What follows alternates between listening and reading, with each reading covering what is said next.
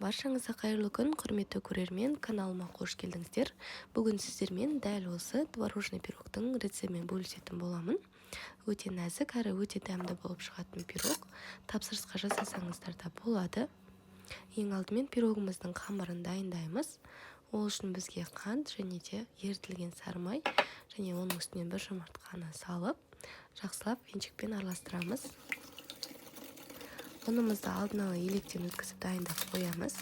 Дайындап қойған ұнымызға бір шай қасық қамыр қопсытқышты салып, жақсылап араластырамыз. Енді ұнымызды жаңа сұйықтығымызға барлығын бірден саламыз. Бастапқыда лопаткамен араластырып алдым. Одан кейін қолмен жұмсақ қамырымызды илейміз. Біздің қамырымыз жұмсақ болып шығады. Әдеттегідей барлық құрамды осы видеоның астына қалдырамын. Сол жерден қарап жасасаңыздар болады.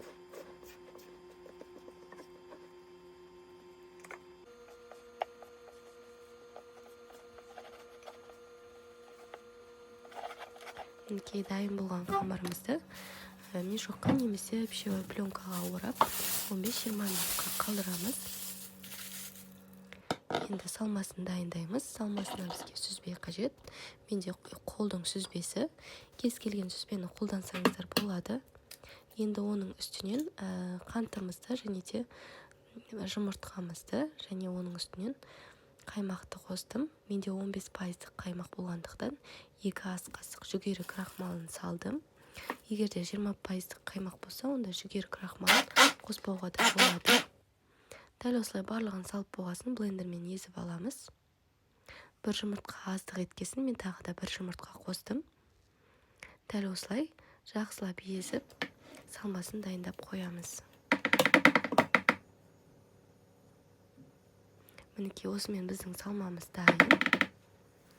Енді формамызға қамырымызды орналастырамыз. Менде 22 диаметрлік форма. Қамырды 2 бөлікке бөліп алдым. Бір бөлікті үлкенірек, екінші бөлігін кішірек етіп, үлкенірек бөлігін дәл осылай астыңғы бетіне осылай орналастырып шықтым. Қалған бөлікті жан-жағына орналастырамыз. Мінекей біздің қамырымыз дайын болды. Енді салмасын құя берсек болады.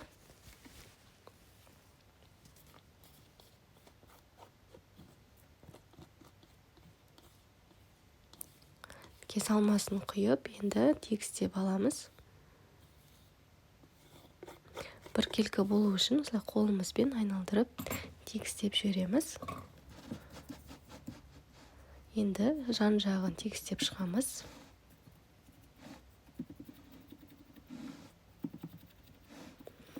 Үстінен әсемдік беру үшін кез келген жеміс-жидекті қоссаңыздар болады.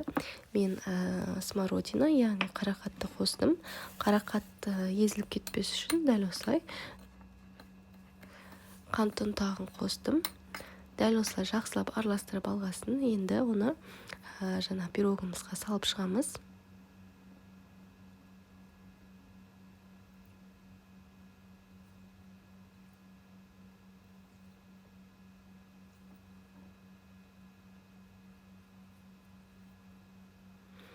Пирогымызды енді пісіреміз. Қызып тұрған пеште 180 градуста 40-45 минут көлемінде пісіріп аламыз.